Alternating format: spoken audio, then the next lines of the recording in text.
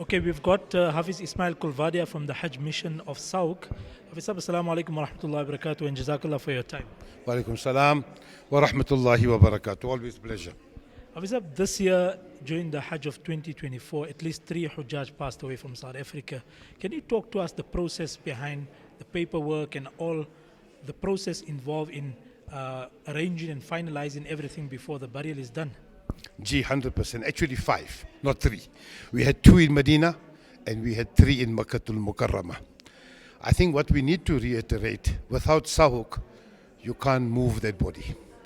So we are the ones that have to be informed initially as to the death of the person. We go there and we verify.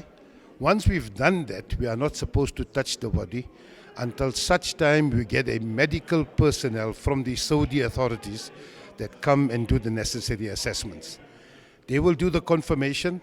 We need to get a letter, a consent letter from the family to allow for burial to take place, whether it's in Medina or Makkah. We need to get consent from the South African consular, where he gives a letter of authority to remove the body and also grant burial in Medina. And then after that, we proceed to take the body to the Ghusl Khana, and then from there try to make the arrangements for the Salah in the Haram. It is a fairly lengthy procedure.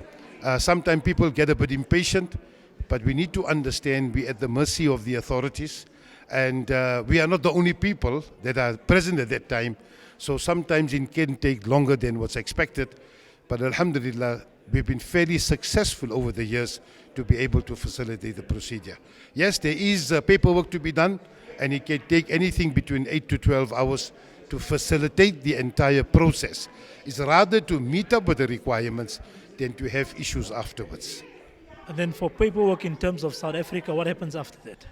Technically, once they have done all the paperwork, it takes another 6 to 10 days for them to process it onto the system.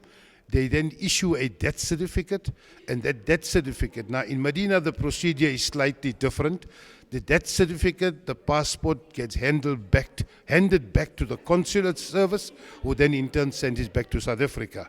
In Makkah, because of the relationship we have with the Mutawif, those passports are handed over to the mission, and alhamdulillah, I brought the 3 passports for the 3 deaths that took place in Makkah.